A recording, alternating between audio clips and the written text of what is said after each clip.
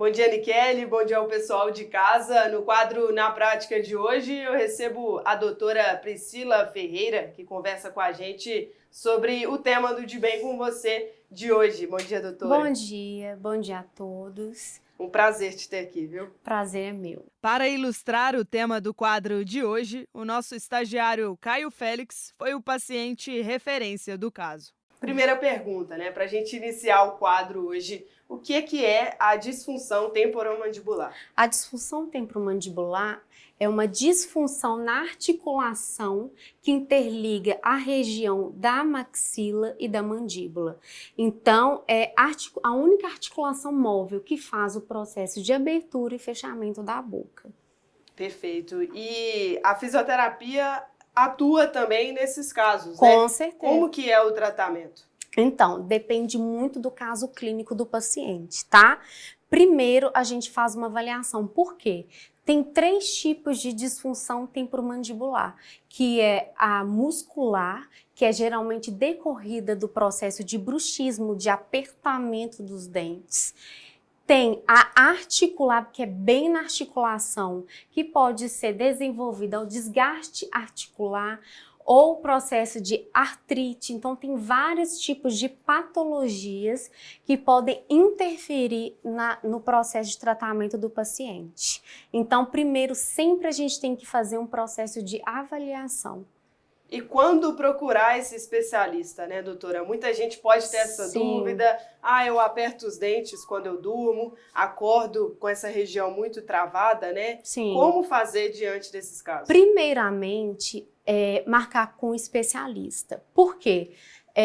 Por ter uma gama, a gente tem que pensar o seguinte: cabeça faz parte de um processo de questões respiratórias, a gente conversa, a gente mastiga, então não é igual um outro membro que a gente coloca em repouso. Então a gente tem que ter muito cuidado ao tratar e ao avaliar o paciente. Nós temos que, quando o paciente sente algum tipo de disfunção, cansaço no processo de abertura de boca, limitação em processo de abertura, pode abrir a boca, fechou a boca. Você consegue lateralizar a mandíbula? Isso, e para o outro lado. Quando o paciente, tem pacientes que relatam um processo de zumbido, tem pacientes que sentem um processo de dor na região da cabeça e cansaço, muito cansaço na face, atrás dos olhos. Então, isso sempre procurar o especialista. E diante do diagnóstico, né, doutora? Existem exercícios para melhora desse quadro? Qual abordagem, respeitando, claro, a individualidade de cada caso, né, que o especialista deve tomar? Então, depende. Porque na avaliação, por ter 3 tipos, e a gente tem que primeiro avaliar o processo de causalidade, depende muito. Porque o exercício é um exercício terapêutico, né? Então, não é um exercício global para os pacientes. Então, porque dependendo do exercício que a gente passa para o paciente, ele pode regredir. Então, normalmente nós temos uma gama de aparelhos, tá? Uma gama de técnicas que a gente pode contribuir antes da gente fazer o processo de exercício. O exercício pode ser como um processo de manutenção ou uma questão de tratamento âmbito consultório, mas tudo depende do contexto, do quadro clínico do paciente. Tem muita gente que pensa, vou mascar um chiclete para exercitar aqui, né? É perigoso? Sim, isso inclusive é um mito, tá, gente? Porque se o paciente ele já tem uma disfunção no processo, pode abrir a boca, por favor, e fechar. Se o paciente ele já tem cansaço e um processo de sobrecarga dessa musculatura, se eu vou mascar o chiclete, eu vou aumentar o processo de gasto energético.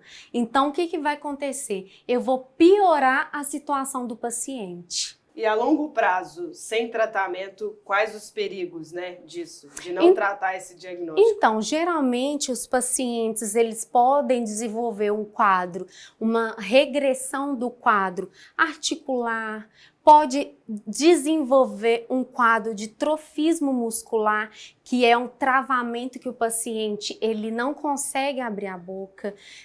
Tem um processo também que o paciente pode deslocar a mandíbula e não conseguir voltar a mandíbula para o lugar. A mandíbula é essa região aqui do paciente.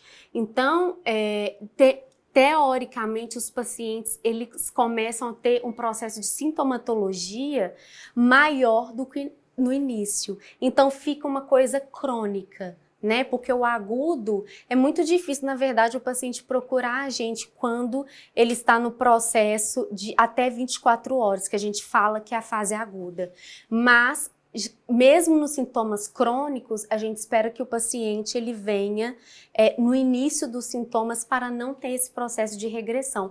E regressão da dor também, porque a gente sabe que a dor de cabeça, o zumbido, ele desorienta o paciente geralmente ele fica muito acometido por essa região, porque ele fica disfuncional nas suas atividades, né? E os casos de bruxismo aumentaram durante a pandemia? Com certeza, né? Devido a essa questão da reclusão, essa questão também do processo de ansiedade, do medo, por ser uma questão muito nova, né? Então, os pacientes as pessoas, né, na verdade, começaram a ter um aumento significativo do processo de dor orofacial.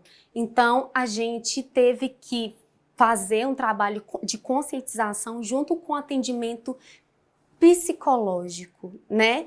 Porque isso envolve muito a região psíquica do paciente. E doutora, algumas pessoas no momento de dor, né, na face, colocam bolsa quente ou bolsa de gelo. Ajuda de alguma forma? Ajuda, mas depende muito do quadro do paciente, novamente, né, gente? Por isso que é importante a avaliação de um profissional. Só que o que acontece? O calor, se o paciente ele já tem a sobrecarga nessa articulação, uma articulação que fica o tempo inteiro em funcionamento, até quando a gente está dormindo, ela faz esse processo de função, né? Ajuda no processo respiratório. Então, o que acontece? Geralmente, quando o paciente usa o gelo é para lesões agudas até 24 horas, né? Mediante a ciência, a estudos clínicos, mas o calor ele vai fazer com que aumenta o relaxamento e vai aumentar o fluxo sanguíneo, aumenta o processo de oxigenação e vai dar mais mobilidade nessa musculatura, consequentemente melhorando a fluidez na abertura e no fechamento da boca do paciente. Então, talvez essa pessoa teve essa crise num final de semana. Às vezes é mais difícil buscar um especialista, né? Sim. O que pode fazer de imediato nesse momento? Sim, então, como profissional, né, na área, geralmente, às vezes o paciente teve um começo dos sintomas, a gente sempre pede o paciente para, às vezes por uma bolsa térmica, né, tentar relaxar essa questão da musculatura, porque a DTM também